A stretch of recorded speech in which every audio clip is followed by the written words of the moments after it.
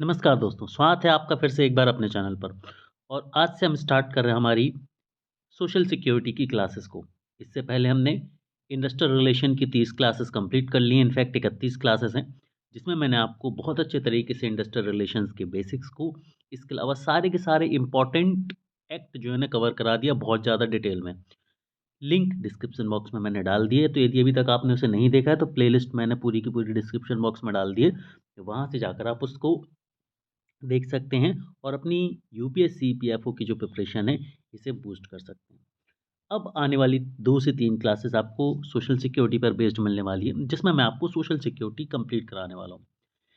सारे के सारे जो एक्ट हैं, जो सोशल सिक्योरिटी के भी एक्ट हैं, वो मैंने उन 30 वीडियोज़ में ऑलरेडी करा दिए हैं। तो यहाँ पर हम सिर्फ़ जो थियरी है, जो बेसिक कांसेप्ट है सोशल सिक्योरिटी के, वो देखने वाले हैं। 2 से 3 क्लासेस में आपकी सोशल सिक्योरिटी जो है, वो बहुत अच्छे से खत्म हो जाएगी। सो यदि अभी तक आपने चैनल को सब्सक्राइब नहीं किया है तो चैनल को सब्सक्राइब कर लें और बेल आइकन बटन को क्लिक कर लें, ताकि लेटेस्ट वीडियोस एंड क्लासेस के नोटिफिकेशन जो हैं वो आपको मिलते रहें। तो चलिए स्टार्ट करते हैं हमारी आज की क्लास को। तो सबसे पहले हम बात करते हैं कि ये सोशल सिक्योरिटी है क्या, ये किस चिड़िया का नाम है। हमने इंडस्ट्रियल रिलेशन इतना सारा पढ़ लिया है, हमने डिस्प्यूट्स पढ़ लिए हैं, डिस्प्यूट सेटलमेंट को पढ़ लिया है, बट ये सामाजिक सुरक्षा या सोशल सिक्योरिटी क्या है।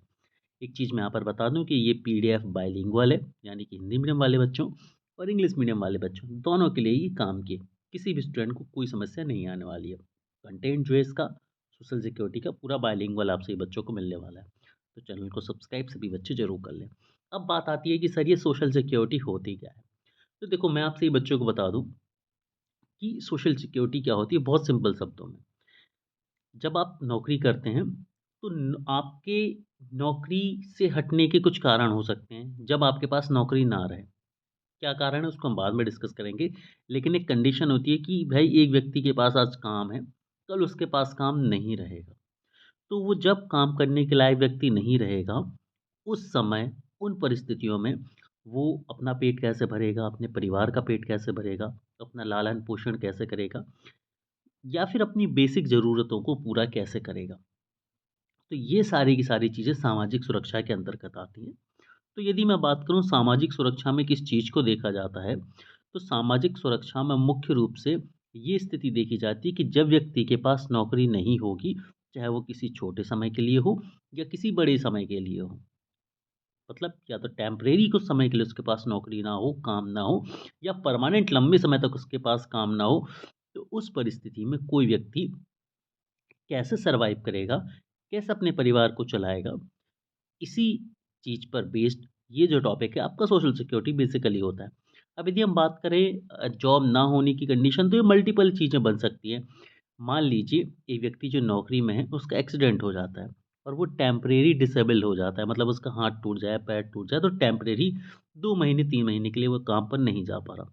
तो अब उस परिस्थिति में यदि काम पे नहीं जा रहा है, तो क्या उसको सैलरी मिलेगी, नहीं मिलेगी? यदि सैलरी नहीं मिलेगी तो अपने परिवार को कैसे चलाएगा? तो वहाँ पर प्रोविज़न्स क्या होने चाहिए ताकि उस व्यक्ति का परिवार चलता रहे। क्यों? क्योंकि उसको जो चोट लगी है या उसके साथ जो भी मिसहैपनिंग हुई है, वो उसके काम के दौरान हुई है। दूसरा सिनेरियो क्या हो सकता है कि भाई किसी व्यक्ति का हाथ-पैर कट जाए कि अब वो काम करने लायक ही ना रहे, तो अब परमानेंट डिसेबलमेंट आ गई। तो अब इस स्थिति में वो पूरी लाइफ़ काम नहीं कर पाएगा। तब अब उसका जीवन कैसे चलेगा, उसके परिवार का जीवन कैसे चलेगा, उसके बच्चों की पढ़ाई कैसे चलेगी, एटसेट्रा। तीसरा केस क्या हो सकता है कि एक व्यक्ति जिसकी उम्र 62 साल या 60 साल हो गई है और उसकी नौकरी रिटायरमेंट या सुपरएन्युएशन जिसे हम बोलते हैं, वो उस पोज़ीशन पर आ गया है। अब रिटायरमेंट के बाद उसका जीवन कैसे चलेगा? तो उसके लिए क्या प्रोविज़न्स होने चाहिए, है ना? तो जैसे कि हम बात करें यदि एक्सीडेंट हुआ है तो उसे कुछ मेडिकल बेनिफिट मिलने चाहिए, कुछ कंपनसेशन मिलना चाहिए। वहीं यदि उसका रिटायरमेंट हो गया है तो उसे एक लम सम अमाउंट मिलना चाहिए आगे के जीवन के लिए। इसके अलावा उसे पेंशन मिलनी चाहिए।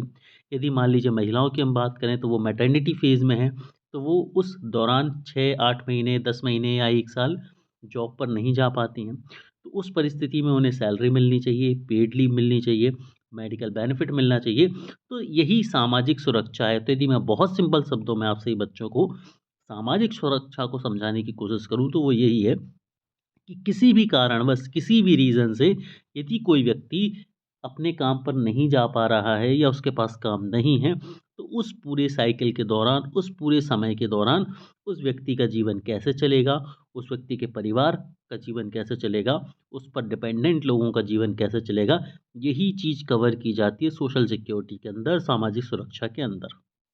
क्लियर है दोस्तों? आई गेस सभी लोगों को चीज़ें समझ आ गई होंगी। तो अब हम बात करते हैं, सामाजिक सुरक्षा के 2 तरीके हो सकते हैं। एक व्यक्ति को नौकरी में रहते समय भी सामाजिक सुरक्षाएँ मुहैया कराई जाती हैं और एक व्यक्ति को नौकरी के बाद भी सामाजिक सुरक्षाएँ मुहैया कराई जा सकती हैं। जैसे मैंने आपको उदाहरण दिया था मैटरनिटी का, कि यदि एक लेडी मैटरनिटी फ़ेज़ में है, तो ऐसा तो नहीं है कि उनकी जॉब चली गई है। बट उनकी जॉब है, लेकिन वो कुछ समय के लिए उस जॉब पे नहीं जा पाएँगी, या कोई एक ऐसा व्यक्ति है जिसका एक्सीडेंट हो गया है और वो महीने, 2 महीने या 3 महीने नौकरी पर नहीं जा पा रहा है। तो उस परिस्थिति में भी उसे सामाजिक सुरक्षा के फ़ायदे मिलेंगे, और एक व्यक्ति जिसकी नौकरी चली गई है या जो रिटायरमेंट की एज पर आ चुके हैं और रिटायर हो चुके हैं, उन्हें भी सामाजिक सुरक्षा का बेनिफिट मिलेंगे। तो सामाजिक सुरक्षा 2 कैटेगरी में प्रोवाइड कराई जाती है।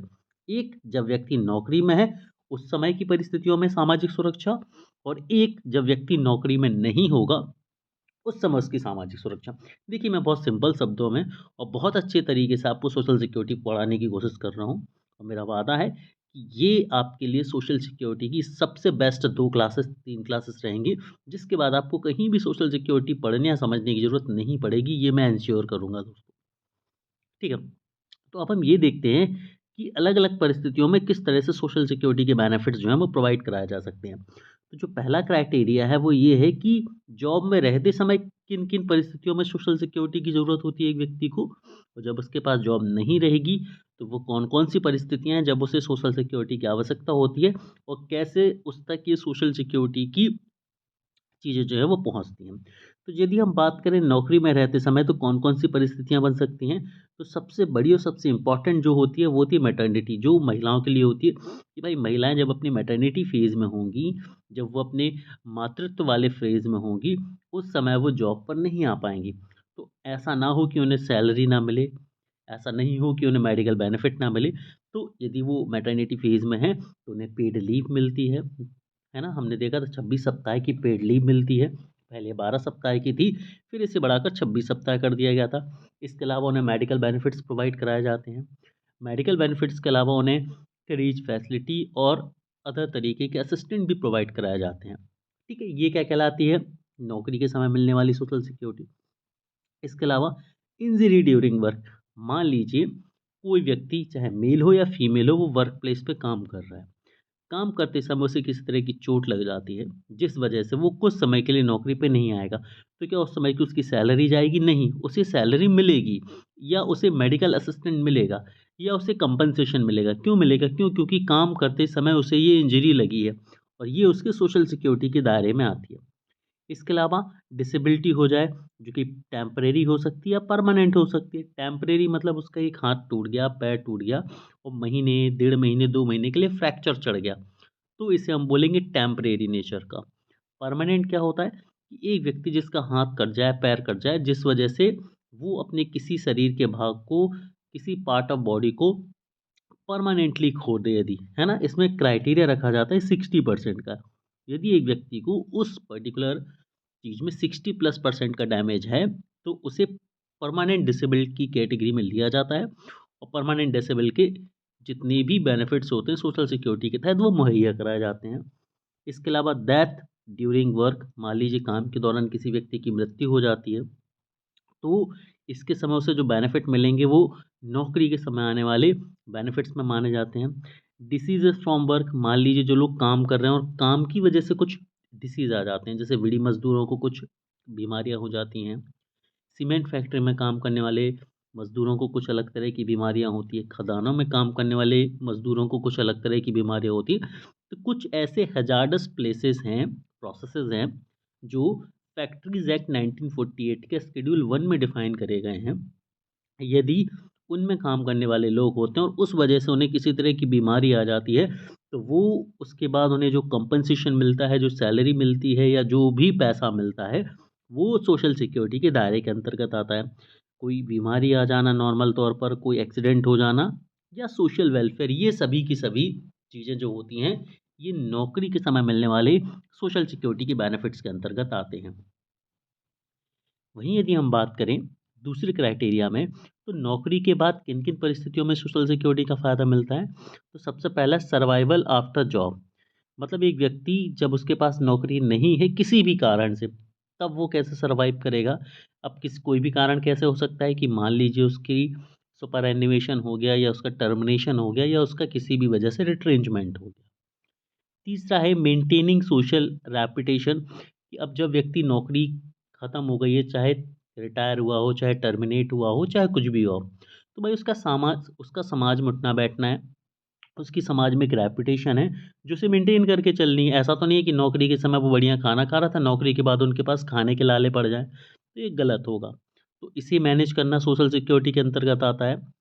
फैमिली एंड डिपेंडेंट कंसर्न, कि मान लीजिए एक व्यक्ति है, उसका परिवार है, उसको अपने परिवार को खाना-पीना खिलाना है, उनके बेसिक ज़रूरतों को पूरा करना है, ठीक है? मान लीजिए किराए का घर है तो उसे किराया भरना है। यदि उसने घर लिया है तो उसे होम लोन भरनी है, बच्चों को पढ़ाना है, बच्चों की शादी करनी है, अपनी भी ज़रूरतें पूरी करनी है। तो ये सभी चीज़ें जो हैं, ये फैमिली इंडिपेंडेंट के केस में सोशल सिक्योरिटी में आती हैं। इसके अलावा कुछ और भी रिस्पॉन्सिबिलिटीज़ हो सकती है, फ्यूनरल हो सकती है, मेडिकल हो सकती है, एजुकेशनल हो सकती है, किसी भी तरह की रिस्पॉन्सिबिलिटीज़ जो है वो हो सकती है। ये सभी की सभी किस केस में आती हैं? ये सभी की सभी सोशल सिक्योरिटी के अंतर्गत आती हैं। तो इस स्लाइड में हमने समझा कि सोशल सिक्योरिटी 2 तरह से पूरी की जा सकती है। एक बार नौकरी में रहते समय भी किसी व्यक्ति को सोशल सिक्योरिटी की ज़रूरत होती है, नौकरी के बाद भी होती है। तो ऐसा नहीं है कि सोशल सिक्योरिटी सिर्फ़ नौकरी के बाद ही रोल में आती है, नहीं। ड्यूरिंग द जॉब, नौकरी के समय भी सोशल सिक्योरिटी का एक बहुत बड़ा और अहम रोल होता है। अब हम बात करते हैं सोशल सिक्योरिटी के बारे में फ़र्दर। सोशल सिक्योरिटी की यदि हम आगे बात करें, तो जो सोशल सिक्योरिटी है बेसिकली क्या होता है, किसी भी व्यक्ति को नौकरी के समय या नौकरी के बाद ऊपर बताई गई परिस्थितियों में कुछ लाभ दिए जाते हैं, जिसमें नकद हो सकता है, कैश बेनिफिट हो सकते हैं, चिकित्सा यानी कि मेडिकल बेनिफिट्स हो सकते हैं, पुनर्वास रिहैबिलिटेशन बेनिफिट हो सकते हैं, बीमारी से इलाज यानी कि इलनेस ट्रीटमेंट हो सकते हैं। तो किसी भी तरह के बेनिफिट उससे मुहैया कराए जा रहे हैं, तो ये सोशल सिक्योरिटी के तहत आते हैं। यहाँ हम पढ़ सकते हैं कि सोशल सिक्योरिटी बेनिफिट में be provided for cash, medical needs, rehabilitation, household help during illness, legal aid और फ्यूनरल एक्सपेंसेस। तो ये इतनी सारी चीज़ें हैं जो कि सामाजिक सुरक्षा के अंतर्गत आती हैं। पिछली बार क्वेश्चन भी आया था कि फ्यूनरल एक्सपेंस जो है वो किस कैटेगरी में आता है, तो आपको याद रखना है फ्यूनरल जो एक्सपेंस होता है, जो मृतक संस्कार होता है, जो अंतिम संस्कार होता है, उसके लिए जो पैसा दिया जाता है, वो सोशल सिक्योरिटी स्कीम के तहत दिया जाता है, ठीक है?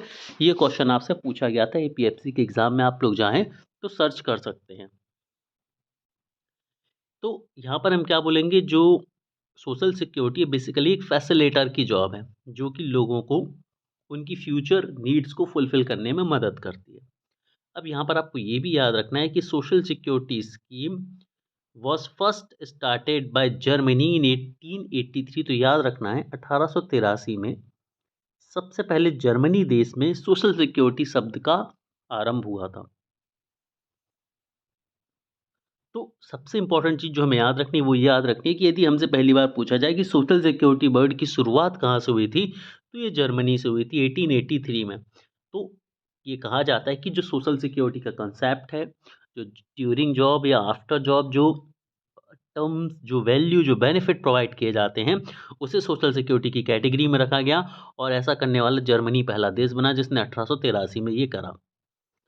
ठीक है, अब बात करते हैं डेफिनेशन ऑफ सोशल सिक्योरिटी। तो यहाँ पर ये आप एक फ़ोटो देख रहे होंगे, ठीक है? ये फ़ोटो किसकी है?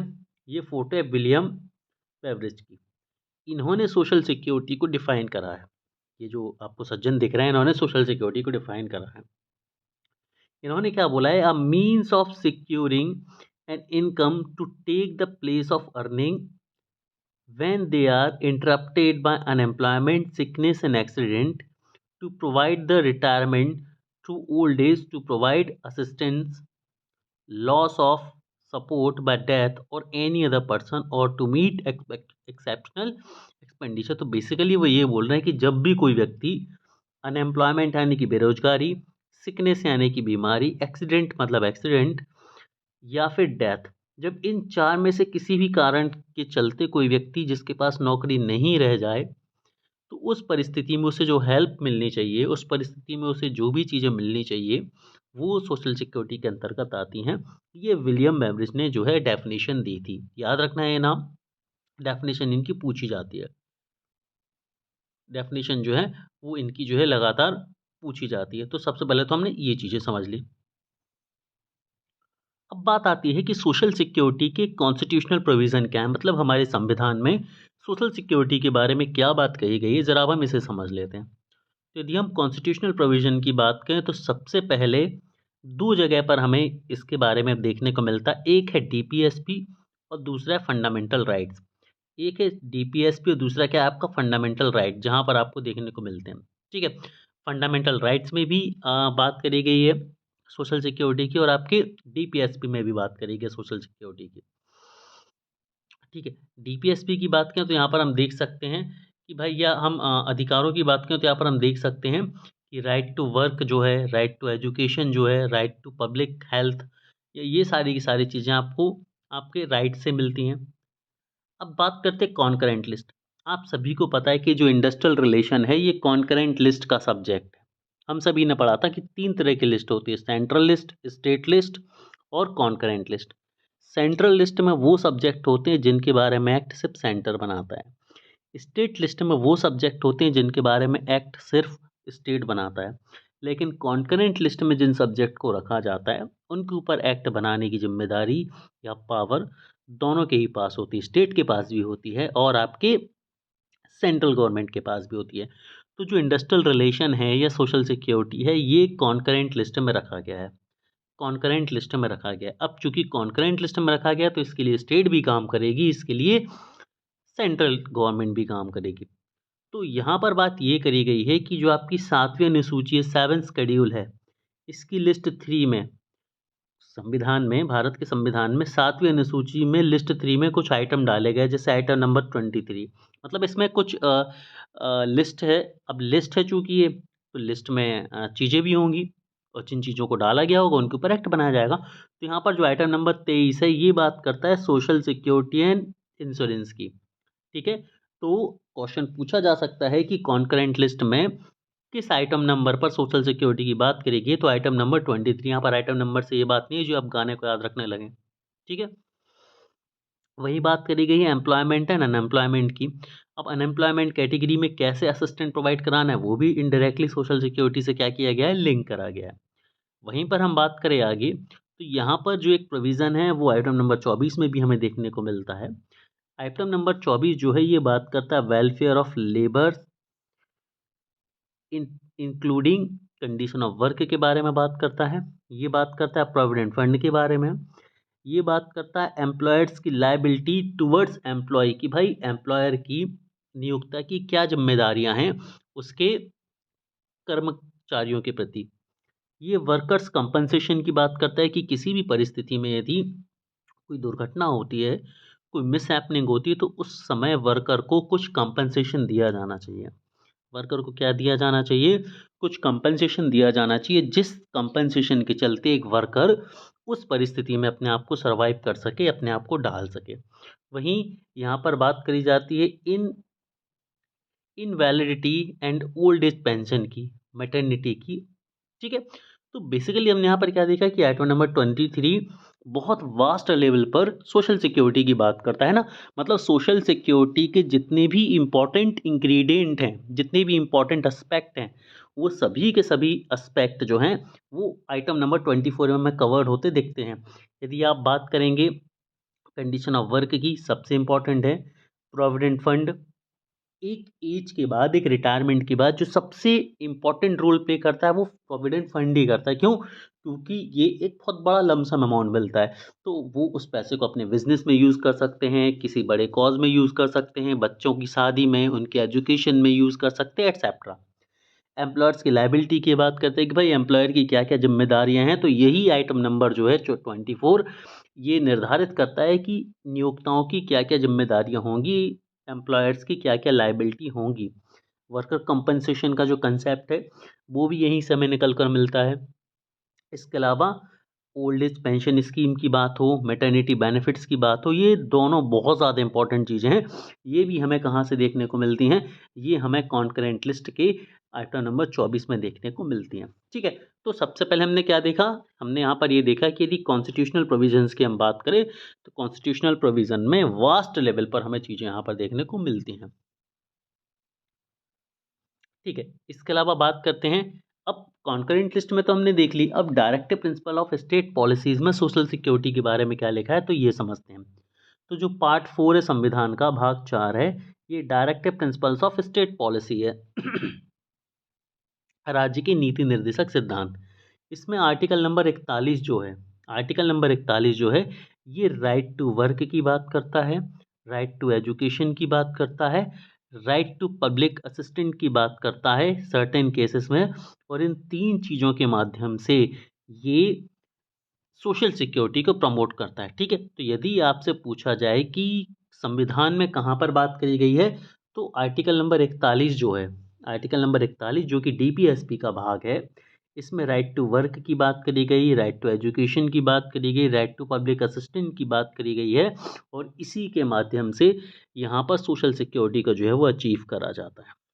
ठीक है, इसको हम आगे समझते हैं कि state shall within the limits of its economic capacity and development make effective provisions for securing the right to work, right to education, right to public assistance in case of unemployment, old age, sickness, disablement and other cases of underserved, other cases of underserve want. अब इस चीज़ को समझना है कि यहाँ पर क्या लिखा हुआ है, क्योंकि यहाँ पर क्लियरली लिखा हुआ है कि अपनी लिमिट के अंदर, पहली चीज़ तो ऐसा नहीं है कि भाई भारत जो है वो अमेरिका के लोगों के लिए लॉ बनाने लगेगा, नहीं, भारत अपनी बाउंड्री के अंदर ही लॉज बनाएगा। तो वहाँ पर क्या बोला गया है कि आपको क्या क्या प्रोवाइड कराना है, आपको काम का अधिकार, आपको शिक्षा प्रोवाइड करानी, और आपको पब्लिक असिस्टेंट यानी कि समाज में समानता, ये चीज़ें उपलब्ध करानी। कब? जब कोई व्यक्ति अनएम्प्लॉय हो, मतलब उसके पास नौकरी ना हो, ओल्ड एज में आ जाए, मतलब एक तरह से रिटायर हो गया, सिकनेस में आ जाए, मतलब नौकरी तो है लेकिन हो सकता है वो बीमार होने की वजह से नौकरी पे नहीं जा पा रहा, तो उस परिस्थिति में से बेनिफिट तो मिलने चाहिए। डिसेबलमेंट आ जाए, अब चाहे वो टेम्परेरी नेचर की हो या फिर परमानेंट नेचर की हो, या फिर कोई अदर केस हो जैसे कि मैटरनिटी है एक्सेट्रा, तो उस केस में उसे क्या कराना चाहिए, उसे कुछ बेनिफिट जो हैं वो सर्टेन बेनिफिट्स उसे उपलब्ध कराने चाहिए। ठीक है, यही हमारे संविधान में लिखा हुआ है, आर्टिकल नंबर 41 हमने देखा। ठीक है, इसके अलावा बात करें आगे, आर्टिकल नंबर 42 क्या बात करता है। ठीक है, तो आर्टिकल नंबर 42 की तरफ यदि हम चलें तो आर्टिकल नंबर 42 बोलता है कि provision for just and humane condition of work and maternity relief. ठीक है, तो आर्टिकल नंबर 42 में वर्किंग कंडीशन को इंक्लूड कर लिया गया और मैटरनिटी को इंक्लूड कर लिया गया। ठीक है, तो अब आर्टिकल नंबर 42 भी हमें कहाँ देखने को मिलेगा?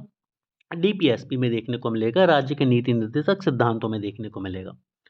ठीक है, तो अब इस प्रोविजन को हम थोड़ा सा एक्सप्लेन करें तो क्या होता है कि state shall make provision for securing just and humane condition of work and for maternity relief. तो अब यहाँ पर आर्टिकल नंबर 42 दो चीज़ें इंश्योर करता है। पहली चीज़, जहाँ पर भी लोग काम कर रहे हैं उन्हें ऐसी परिस्थितियाँ मिलें जिससे उनकी जो ह्यूमन डिग्निटी है वो ख़राब नहीं होनी चाहिए। अब बोलेंगे कि सर आप लोग बोलेंगे कि सर अब तो काम के लिए अच्छी जगह मिलती है, ये आज का दौर है, लेकिन यदि आप वर्ल्ड वॉर सेकंड में जाएंगे, वर्ल्ड वॉर फर्स्ट के फेज़ में जाएंगे, तो वहाँ पर कई सारी ऐसी आपको चीज़ें देखने को मिलेगी कि भाई वर्कर्स का एक्सप्लॉइटेशन हो रहा था। ठीक है, वर्कर्स का एक्सप्लॉइटेशन हो रहा था और उन्हें इतनी गंदी परिस्थितियों में काम करना पड़ रहा था कि वहीं पर वो अपनी जो यूरिनल्स पास करते थे, अपना मलमूत्र त्याग करते थे और उसी जगह पर बैठकर उन्हें काम करना पड़ता था और कई बारी खाना भी खाना पड़ता था। तो ये इनह्यूमेन हो जाता था ये, है ना? अमानवीय कृत्य हो जाता था ये एक तरह से। तो इस तरह की चीज़ें ना हो, ये इंश्योर करना ही सोशल सिक्योरिटी है। इसके अलावा मैटरनिटी रिलीफ मिलने चाहिए, तो मैटरनिटी रिलीफ में हमने क्या देखा, मैटरनिटी बेनिफिट में 2-3 चीज़ें मिल जाती हैं। एक तो पेड लीव मिल जाती है, दूसरा मेडिकल हेल्प मिल जाती है, तीसरी मॉनेटरी हेल्प मिल जाती है और कंपनसेशन मिल जाता है। तो ये जो चीज़ें हैं ये बहुत हेल्प करती हैं कहीं न कहीं लोगों को।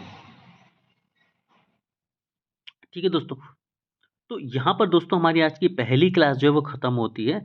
आज की क्लास में मैंने आपको बेसिक चीज़ें जो हैं वो बताएं सोशल सिक्योरिटी की। कल की क्लास में हम सोशल सिक्योरिटी के बारे में आगे की चीज़ें पढ़ेंगे, जिसमें हम ऑर्गेनाइज्ड अनऑर्गेनाइज्ड सेक्टर को समझेंगे। आगे की चीज़ों में हम ये समझेंगे कि कितनी तरीके से सोशल सिक्योरिटीज़ जो हैं वो अवेलेबल कराई जा सकती हैं, और बेसिक चीज़ें और समझेंगे। तब तक के लिए पढ़ते रहिए, आगे बढ़ते रहिए। Have a great day.